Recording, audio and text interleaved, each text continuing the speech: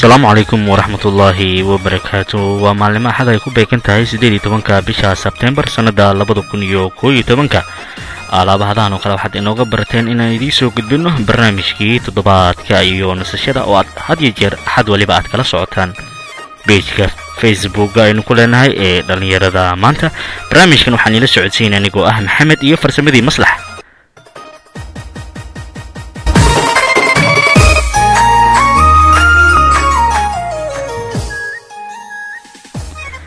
barnaamijka waxyaabaha aad ku maqli doontaan maanta waxaa ka mid ah ciyaarihii oo xiiso badan oo dhici doona maanta wareysiyo aan idkaga hayno dhalinyarada Soomaaliyeed ee kala taageera kooxaha Premier League haba ugu badnaadeen. sidoo kale qodobada aan diihan waxaa ka mid ah nin loo xiray mas uu qaniinay daraadeed. qodobka kale xiisaha leh aan idiinayno waxaa ka mid ah maanta masaska ayaa ugu fara badan mas 2 mitir ah oo laga soo saaray caloosha haweeney u dhalatay dalka Mareykanka. waa mar kale iyo barnaamijkii toddobaadka iyo nasashada.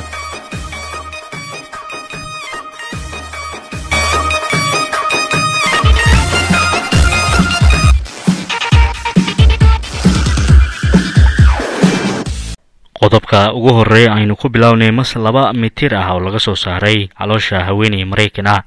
haweeneydani u dhalatay dalka Mareykanka oo lagu magacaabo Mrs Patricia oo ah 36 sano jir ayaa xanuun fara badan ku bilowday kadib markii ay ka wada cunteeyeen hotel lagu kariyo raashinka Japanese-ka ayada iyo waliba saygeeda. xanuunkaas ayaa keenay in dhakhtar ku yaalo magaalada New York ee dalka Mareykanka si degdeg ah loola cararo iyadoo waqtigaas matag aan kala joogsi lahayn ay lahayd haweeneydaasi. intii ay baaritaanka wadeen waxaa dhakhtarku uu arkay wax duubka caloosha hoos dhaqdhaqaaqaya taasi oo ku qasabtay in dhakhtarku in ay qaliin sameeyaan. waa yaabeen dhakhtarkii waxay caloosha ka heleen mas nool oo dhererkiisu uu yahay 2 mitir. arrintaasi oo keentay in ay dhaqaatiirtii iyo waliba kalkaaliyihii ay ka kala cararaan goobtii qaliinka ay ku sameynayeen markii maska uu iyagu isku soo maqiiqay isagoo caraysan. kadibna halka ayaa lagu dilay maska oo ahaa mid cadaan ah isla markaana tixtix madow leh sida ay idiin muuqato imikaba. waxyar kadibna xaaladeedii ayaa isku soo rogtay sideedii hore oo caadiga ahaa Mrs Patricia.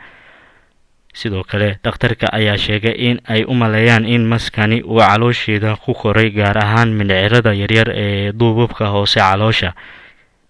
waxaa sidoo kale ay sheegeen in ay cabtay ama ay u maleeyaan biyo inay ka cabtay meelaha webiyada laga soo qaaday isla markaana halkaasi ay ku jirteen biyaha ugxaan ama waxa loo yaqaano beedka ama sidoo kale ukunta qof walba sida uu yaqaano isla markaana ay cabtay oo maskaasina caloosheeda uu ku koray haweeneydaasi. waa arrin cajiiba. waxaan ka soo xiginay website-ka Wehel Media.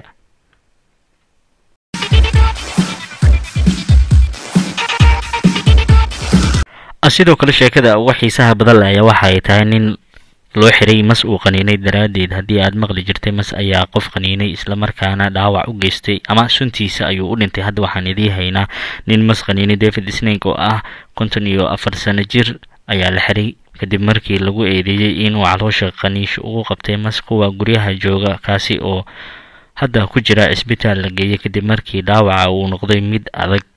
dhaawacan oo ka dhacay dalka ama deegaanka loo yaqaano Sacramento oo ka mid ah gobolka California ee dalka Mareykanka ayaa timid kadib markii ninka oo sarqaasan uu arkay maska oo socda meel baabuurta lagu baarkimo kadibna madaxa iyo dabada intuu ka qabtay caloosha ka qaniinay.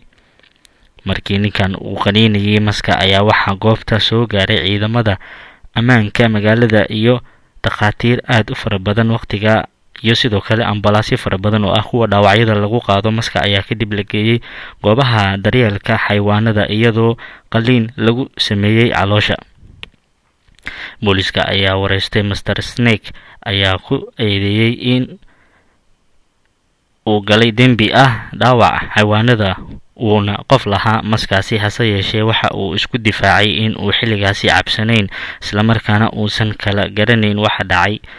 Mr Snake waxa kale uu sheegay in uu uusan aad u jeclayn muuqaalka masaska, laakiin hadda ama uu u jeclaan jiray aan iraade hilmaamo hadal kuma jiray, balse hadda kadib uu masaska ka carari doono maadaama dhibaatooyin loo geystay. arrintan ayaa dadka kala socday tviyada iyadoo isla markaana si live ah sheekadaasi loogu soo gudbinayay dhibaatada ama dhacdooyinka maskaasi iyo master snake waxaa kala qabsaday. barnaamijkii toddobaadka iyo nasashada ayaanu ku guda jirnaa. dadweynaha soomaaliyeed ee hawada inaga dhegeysanaya ee nolol maalmeedkooda ka nasanayeen waxaan leenahay axad wanaagsan. sidoo kale barnaamijka qeybihiisa dambe iyo xagga isboortiga ayaa imikana u gudbi doona. kusoo dhawaada barnaamijkii qeybihiisii dambe ee isboortiga. waxaan uga hadli doonaa arrimaha Premier League. maanta ayaa ciyaaro xiise leh waxay ka dhacayaan Premier League iyadoona isaga hor imaan doonaan kooxaha Liverpool iyo Tottenham, Manchester United iyo weliba Chelsea oo ah ciyaarta ugu xiisaha badan ee dadku ay hadal hayaan.